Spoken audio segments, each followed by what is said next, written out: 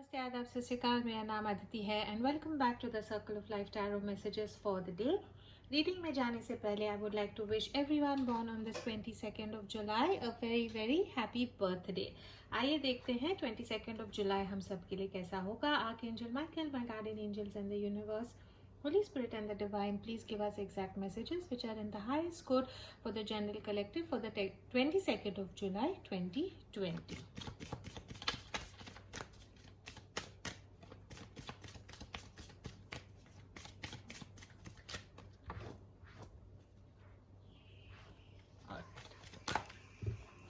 Overall energy जो है कल 22nd ऑफ जुलाई के लिए वो है द मैजिशियन की।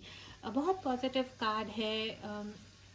कल का दिन 22nd ऑफ जुलाई का जो दिन होगा हमको हमारे पावर में लगेगा। हमको ऐसा लगेगा कि जो भी हम हासिल करना चाहते हैं वो हम हासिल कर पाएंगे। जो भी औजार चाहिए हैं हमको इमोशनली, मेंटली, फिजिकली, वो सब हमारे पास है हमारे गोल्स को अचीव करने के लिए। कल का दिन ऐसा है जहाँ पे आपको बहुत कॉन्फिडेंट लगेगा, एनर्जेटिक लगेगा और एक नई आशा दिखेगी।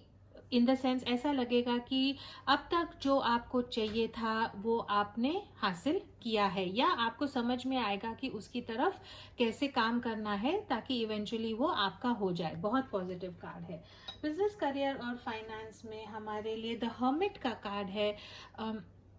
इसका ये मतलब हो सकता है कि आपको जैसे यहाँ पे दिख रहा है स्पिरिचुअली खुद को थोड़ा सा सेंटर करना है। जो भी बिजनेसेस में प्रॉब्लम्स हो रही हैं उसका हल बाहर नहीं ढूंढना है, अंदर झांक के ढूंढना है। अब तक ऐसी चीजें जो आपके बिजनेस में काम नहीं कर रही थी, ऐसे पैटर्न्स जो आप आपके बिजनेस में डाल रहे थे जिससे आपको शायद पॉजिटिव रिजल्ट्स नहीं मिल रहे थे, उनको आपको एकांत में बैठ के सोच के असेस करना है, फाइंड आउट करना है ऐसे क्या इश्यूज हैं, ऐसे क्या चीजें हैं जो आप शायद गलत कर रहे हैं या इम्प्रूव कर सकते हैं।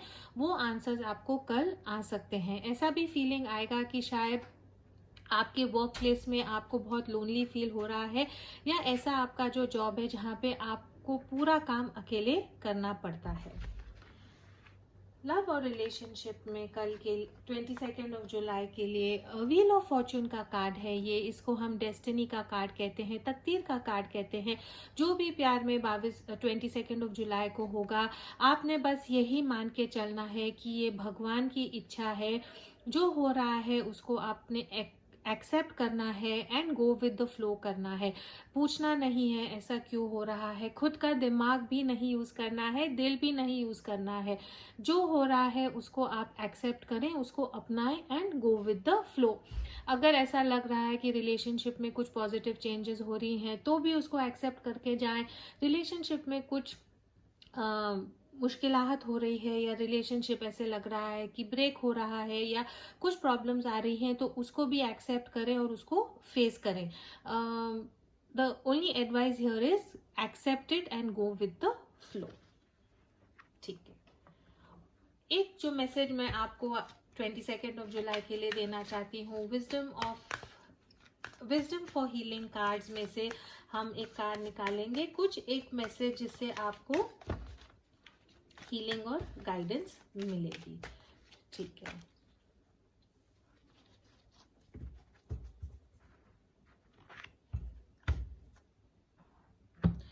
जो मैसेज है यहाँ पे वो है रिकॉग्नाइज योर फर्स्ट थॉट। आज का जो लेसन है यहाँ पे कह रहे हैं today's lesson, this is a day of intuitive practice where you acknowledge that your first thought is your best thought and usually corresponds to your clearest intuitive voice.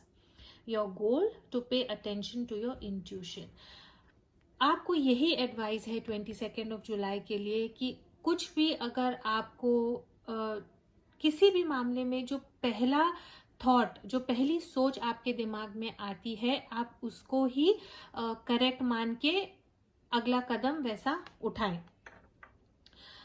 कभी ऐसा होता है कि कुछ दिमाग में कुछ थॉट्स आते हैं या कुछ मन की आवाज़ है, दिल की आवाज़ होती है और हम उसको अटेंशन नहीं पे करते, लेकिन डिवाइन आपको यही कहता है कि किसी चीज़ के बारे में जो पहला आपके दिमाग में एक आंसर आता है या एक पहला जो थॉट आता है, आप उसको एक्सेप्ट करें कि वो आपका इंट्यूशन की आवाज़ है, आपकी डिवाइन की तरफ आपके इंट्यूशन की आवाज़ है और यही आवाज़ सही है। तो अगर कल के दिन में अगर ऐसा कुछ है कि आपको कुछ सही नहीं लग रहा है या आपका गट फीलिंग या इंट्यूशन आपको कुछ कह रहा है, तो आप उसको ट्रस्ट करें और उस हिसाब से आगे बढ़ें। This is all I have for the 22nd of July. As always, please do keep your energies and vibrations high. What you focus on is what you get, and I will see you in your tomorrow's reading. For all those of us who are here to listen to the messages in English, the overall energy here is that of the magician. As the name suggests, you have the power within you to accomplish anything that you want. You have all the tools that are needed to get your goals and wishes to be made yours. This card also suggests that you have been divinely guided. The divine is also supporting you with so that you can accomplish what you want. So if there's anything that you wanted to start, any unfinished work that you wanted to complete, tomorrow is the day where you are going to feel that you have it in you to accomplish all that you desire. In business, career and finance, you have the Hermit card, which means it's time for introspection. It's time for going within and finding answers to your problems related to work. In case you are feeling that there are some patterns within your workspace that you are probably repeating and it is harming your business, it's time for you to think about it, find different ways in which you can overcome these negative patterns and see to it that you can work in a better positive way. This is a card which is of asking you to focus on your intuition, to focus on the advice that you get about your business when you are in solitude or when you are alone. This is not the time to listen to people around you rather than listening to what your gut is telling you. This card also maybe implies that you are feeling extremely lonely in your workspace, or you are put in a position where you have to work alone. In love and relationship, we have the Wheel of Fortune. This is the Destiny card. The advice that you have is just go with the flow as far as your love and relationship is, as far as your love and relationship goes. Do not question what's happening. Do not try to change what's happening. This is divinely guided. This is divine timing. This is what is happening right now is part of your destiny. This is a life lesson that you have to learn. So whatever is happening in your love life right now, accept it and go with the flow. The lesson for the 22nd of July is from the Wisdom for Healing cards.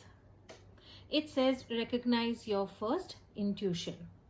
Today's lesson is, this is a day for intuitive practice, where you acknowledge that your first thought is your best thought and usually corresponds to your clearest intuitive voice. Your goal is to pay attention to your intuition. That is all I have for the 22nd of July. As always, please do keep your energies and vibrations high. What you focus on is what you get, and I will see you in your tomorrow's reading. Thank you so much.